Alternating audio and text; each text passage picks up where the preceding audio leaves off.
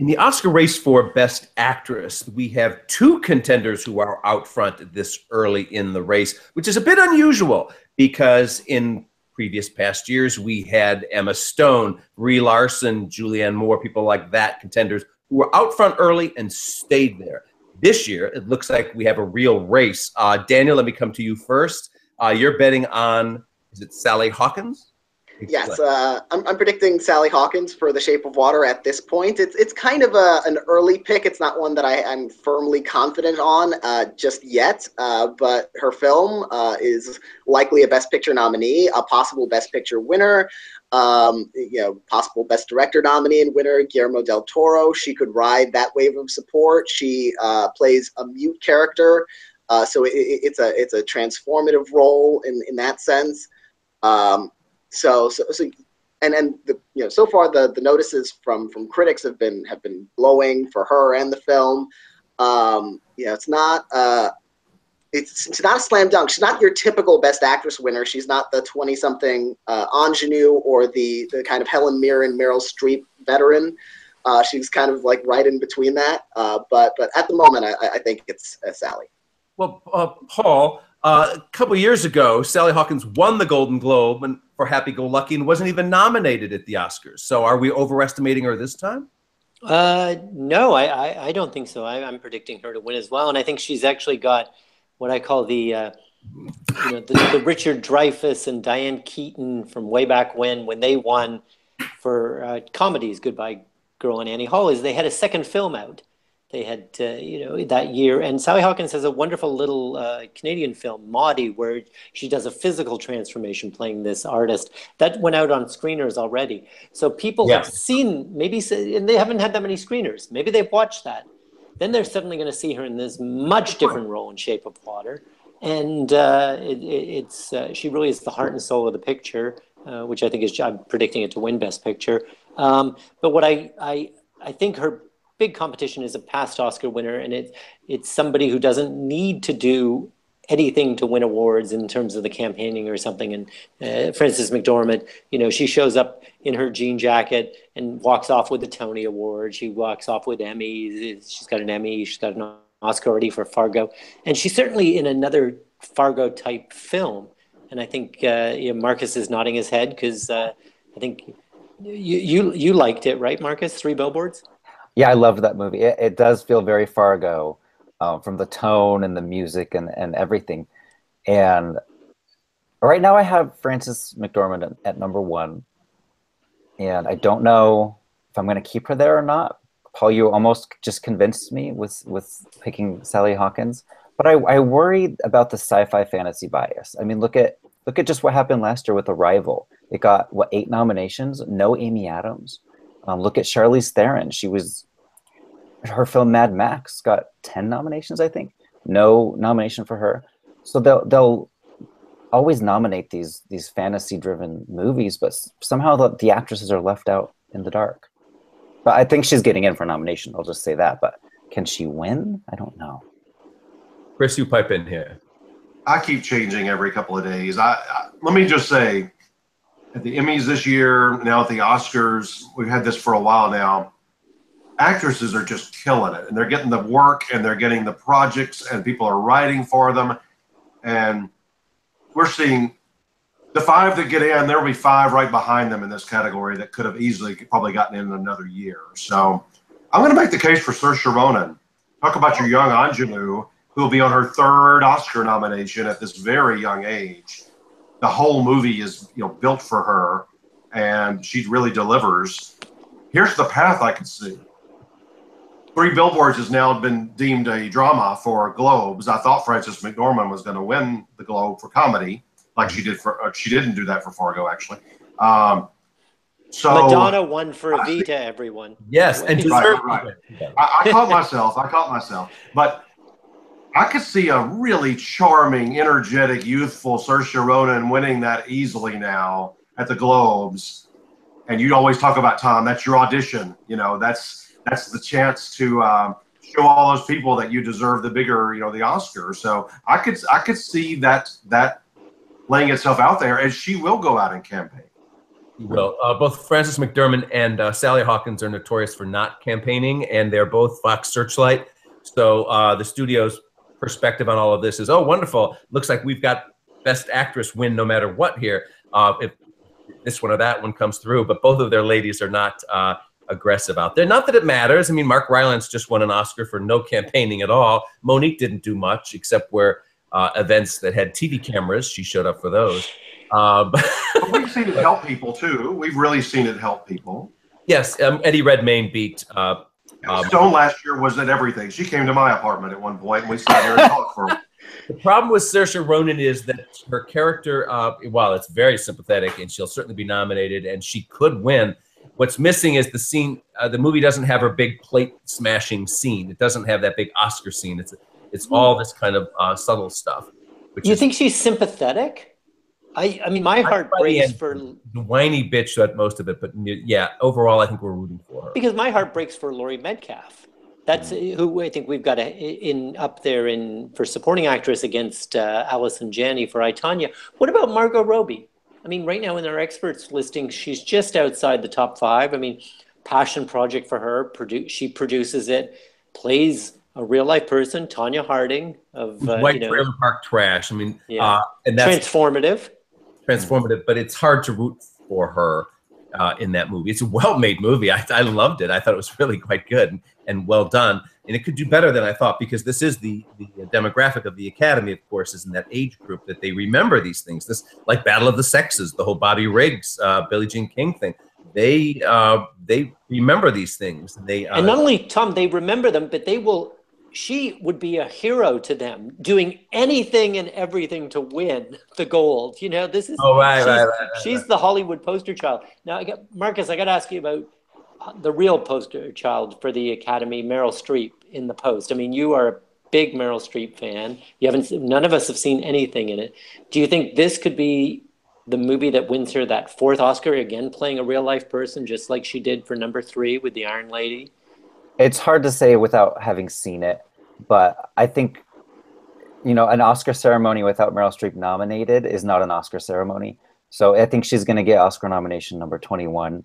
Can she win number 4 and tie Katharine Hepburn? I don't know. I mean, everyone we've mentioned, Chris, you almost just convinced me to switch to Saoirse Ronan. I mean, this category is wide open, so maybe they will just go with Meryl Streep, who they love. By the way, tie her with an asterisk, because Meryl Streep's first Oscar was for supporting actress, which Tom it's only really half an Oscar, right, Tom? So it's 3.5. Katharine Hepburn got 4 Best Actress wins. That's right. The problem with this is she's playing Kay Graham, who's not the most sympathetic. I mean, she inherited the Washington Post. She was the publisher. Yes. When her husband committed suicide, Tom, and then she inherits the Post, and she turns from socialite into this dynamic woman who backs her editor, Ben Bradley, played by Tom Hanks, going up against the president. To publish these documents that she could have landed in jail. I mean, to see this doyen of Washington society risking it all, that certainly is a woman to be admired. Talk about Iron Lady. I mean, but Kay Graham, if you remember her personally, was a very stoic character. And of course, that may give the role more heft, but it's not the kind of. Maggie Thatcher was just out there screaming all the time. She was an flamboyant character. Kay Graham was this prim socialite. Now, what about when the movie came out and it was well received? Made some money. A small movie that made money. Judi Dench and Victoria and Abdul. Chris, I mean, you're a fan of Oscar history. This idea that she could get nominated again for playing the same part that she did 20 years ago in Mrs. Brown, probably should have won back then. She's talking about somebody who has an Oscar IOU. I mean, I know she wins the next year for that tiny little role in Shakespeare in Love. Ridiculous. But could you see her at least being nominated or breaking into the top 5, Chris? I do. I took her out of my actual predictions. I love that performance. It'll probably wind up being one of my 5 favorite in this category, because it's got all the textures you would want. Everything from sadness to biting tongue to humor. It's very, very good. It's a great performance. I just don't know if this was on the actor side, which we did it in a separate chat, where it's kind of thins out after you get past 3 or 4. I think she would probably easily get in. A couple of the others I'm looking at, forever, I had Jessica Chastain way near the top. They kind of broke my heart last year. That was my favorite performance of that category last year. So this is for Molly's Game, right? Molly's Game, and that's Aaron Sorkin, who actors love to say his dialogue. I'll see that tomorrow or later this week, so I'll know more about myself with that one. The other one I was looking at here, forever in our top 5, another person that gets a lot of acting nominations is director and writer Woody Allen. So Kate Winslet, could she get in for Wonder Wheel? She could. It's she is the whole movie, and the problem is she's a whiny, unsympathetic character. The problem is, though, it really grates on you when you see it. But I like the movie a lot. Some people don't, but it is all about her performance, and it is sympathetic in things. It's kind of hard to deny her. She is Kate Winslet, and she's eating up that whole screen for 2 hours and owns it. Of all the people we mentioned, the one that kind of screams to me like an Oscar IOU, like they're overdue, is Jessica Chastain. A lot of people thought she should have won for Zero Dark 30.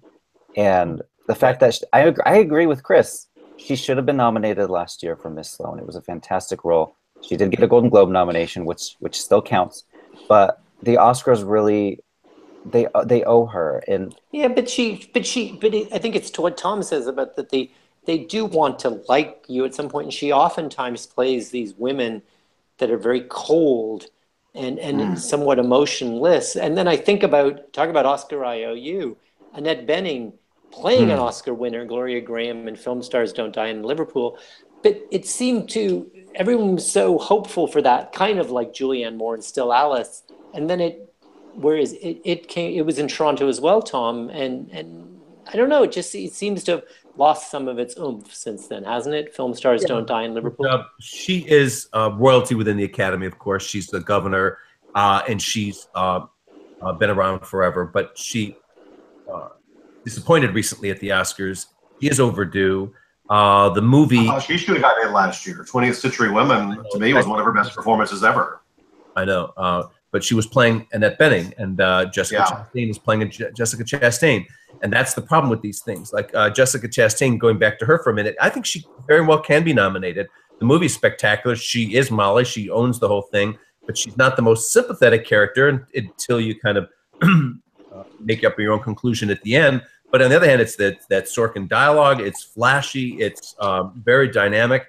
And Kate Winslet was nominated for Steve Jobs, right? Yeah, supporting actress. So, for the talky female lead role in a. But in Steve Jobs, she was the warmth to Michael Fassbender's cold. That's true. She was the other side. She humanizes him. Talk about transformative, and she's unfortunately falling down our charts. But Emma Stone in Battle of the Sexes. I mean, a film by the makers of Little Miss Sunshine. They got Alan Arkin an Oscar. The movie is spectacular, and she is a champion twice over. Remember, so she's a crusader for feminist rights, and she's a champion for LGBT rights. And so that's a great thing if you're an Oscar contender to have those elements as reading factors for you. The problem. She's really great in the movie. I think the problem is the film is being perceived as a commercial film more than kind of a art house movie. Think of how current this film is. It's about a woman standing up to a sexual predator pig, not predator, a sexual pig type of person, which is, it's in the news every day. And, the last time somebody won back-to-back was Tom Hanks, and that was in the 1990s. So history is not, on her side here, because she just won last year for La La Land. But in a stacked category, I think, if I was a voter, as much as I love that movie, I'd be thinking, well, yeah, she deserves to be in there, but she just got an Oscar. She'll be all right. There's another factor that I think works in her favor, though, is this kind of rubber stamp factor. Like, after you win an Oscar, sometimes there's this honeymoon period where the Academy almost wants to justify your Oscar by giving you another nomination, saying like, oh yeah, you did well in this one too. Reminds me of Charlize Theron in North Country a couple of years after Monster. They were very eager to give Charlize Theron another nomination. And so it feels like she is in a position now where, it might be a little too stacked a category for it to work for her for this time, but I feel like they're going to want to give her another nomination soon, just to kind of reaffirm their choice for La La Land in a way. Do you think, Tom? I mean, I our Best Picture, when I made big deal out of the new electorate. I mean, a couple of thousand new members, many more international members than in the past. Somebody like Diane Kruger in the German language in The Fade. I mean, she wins Best Actress at Cannes. It's going to be released now in a couple of weeks to hear. She's known for her beauty, but in this film, kind of becomes dowdy. The Grace Kelly of taking off the makeup and putting on a sweater. I mean, do you think she could be nominated for this? Well, recently they like these Emmanuel Riva type things, or these foreigner in Isabelle Huppert last year. Yeah, exactly. They tend to be French or those kind of movies. But on the other hand, they like to throw in one of those foreigners. I don't think it would be the kind of thing like on Oscar morning if she didn't have some lead up stuff that we go, oh wow, how did she get in there? I think she's going to be the kind that does win a New York Film Critics or a LA Film Critics or something. She's going to pick up some things along the way that suddenly make us start putting her in our prediction. Right, but Golden Globes, perhaps, a nomination there. I mean, she's so charming. It's a small group of international journalists. I mean, she could certainly absolutely win them over. So, no, I think it's one to watch for. And BAFTA, I could see her again at BAFTA. Yeah. So I think that's and just about the Kate Winslet. It's what I was saying earlier about Sally Hawkins having two films. So does Kate Winslet, The Mountain Between Us, which is essentially a two-hander, and again was well received. Didn't make a ton of money, but again, where they're watching these screeners and they see her in two very different roles. Daniel, you don't look convinced, but I'm trying to convince myself to put her in there somewhere. But Daniel, we were talking a little bit on Best Actor, and you sort of had a wish list thing, Daniel Kaluuya for Get Out. Is there anyone that we're not talking about for Best Actress that you'd like to see at least be in the conversation? Like Gal Gadot for Wonder Woman, or... I don't think I'm not sure I have a wish list yet. I'm still, catching up on a lot of things. I wonder if we're underestimating Nicole Kidman in The Beguiled. She also has two movies. She's in The Killing of the Sacred Deer also, but I think Beguiled is probably a likelier vehicle for her in terms of her performance. And she's having a great year. She just won a couple of Emmys for Big Little Lies. She was just nominated at the Oscars last year for Lion. She's in this really great hot streak that I think she could break in. That's so far. It's the I wonder about Vicky Krieps too in Phantom Thread. When people start seeing this, she's a big part of that trailer. And so I wonder when people start seeing this, if it could be one of those situations where everyone goes in expecting to see a Daniel Day-Lewis performance and comes out maybe talking about her. And Tom, they loved. I mean, she's not an ingenue. She's a very well-respected actress from Luxembourg who's mainly works in German language films. But Hollywood does love to discover somebody. Or I think of Daniela Vega in A Fantastic Woman. What you were saying before about the foreigners. So does it tend to be just one slot? They're all sort of fighting for that one slot. Yeah, but what I like about this idea that we're posing here is that the whole movie is Daniel Day-Lewis trying to control this woman. And the mysterious finale that they're all talking about, but not giving any spoilers on, apparently resolves this. I mean, his whole quest is he's irritated and mad that he can't dominate this woman. And apparently the finale is not a violent sex scene. That is, there's some scuttlebutt about what actually it is. But if it's, the whole movie is about him trying to control her opinion, she suddenly matters a lot in this Oscar race as a role. And Paul, you mentioned Gal Gadot. I'm sorry. Paul mentioned Gal Gadot. Like, think of what would due to the ratings of the Oscars. Every year the Oscar ratings go down lower and lower and lower because they nominate films that no one's heard of. But she's one of the biggest people in entertainment right now. I would love to see her nominated. That would just be incredible. Who was paid far less than her co-star Chris Pine. I mean, I think, and people talk about a way of making up for that. Give her an Oscar nomination to redress that wrong. And it happens every once in a while. They hire these people specifically because they're low cost. And there would be precedent for, like, if she had a little bit more previous industry cred, I could see her going the way of like a Sigourney Weaver in Aliens. You know, she's still so new that I think she might need to get one or two prestige vehicles under her belt before, you know, I like to call it the Oscar alibi. You know, if you're known for these commercial films, then they want to see you do prestige movies before they'll give you that Oscar nomination. So I think Gal Gadot has potential, maybe for 2 or 3 roles down the line. Well, like I said, when we were talking about Best Actor, isn't it nice that here we are sitting here struggling to figure out which of 10 or 12 or 15 women will be the final 5? Well, you know who was in our top 5 forever, and I know Tom loved this movie, but somebody that gets in basically for any decent performance, and that's Jennifer Lawrence. She's the new Meryl Streep in terms of, she got in for Joy. Could she get in for Mother, Tom? No. The movie was so I loved it, but it was very divisive, and it's a movie people just hate. But it didn't make any money. If it made $100 million, Chris, then they'd forgive the divisiveness of it. And it's really bloody and it's all that. But back to the 2 front runners to wrap up here. The reason Sally Hawkins and Frances McDormand are out front, and I think it's with Saoirse posing a real challenge coming from the outside. If things suddenly broke for her, like Chris suggests could happen, yes, then she could make up for the fact that she doesn't have the big splashy role. But what Frances McDormand has for her in 3 Billboards is that key element you really need to win Oscars, and sometimes just to be a big star, which is defiance. The whole movie is her being defiant. She's going to get this local police team to look into the death of her daughter, hell or high water, and she is too angry in the movie, and she's too off-putting, but you're rooting her on. And the movie, I'm with Marcus. I think it's a fantastic movie. It is not a traditional movie. It's got a bizarre ending. It's got 2 plot twists that you would never see coming a mile away, which makes it very satisfying. But it is violent, and it is unforgiving in every way. And it is human nature at its nastiest.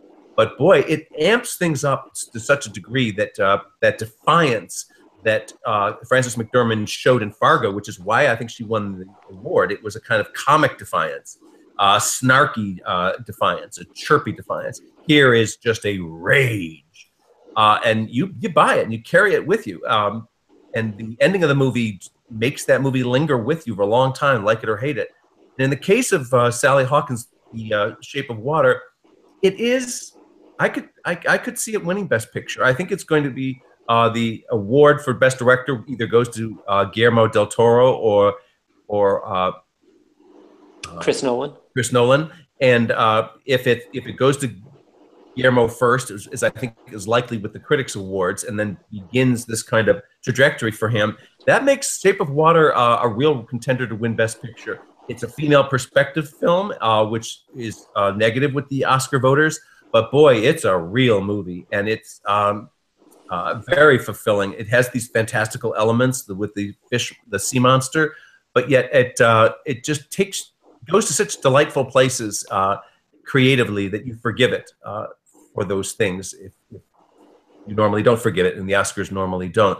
But they're big, 2 showy roles, and it's nice that we don't have a set front runner this year. Well, stay tuned. Stay tuned. Thanks.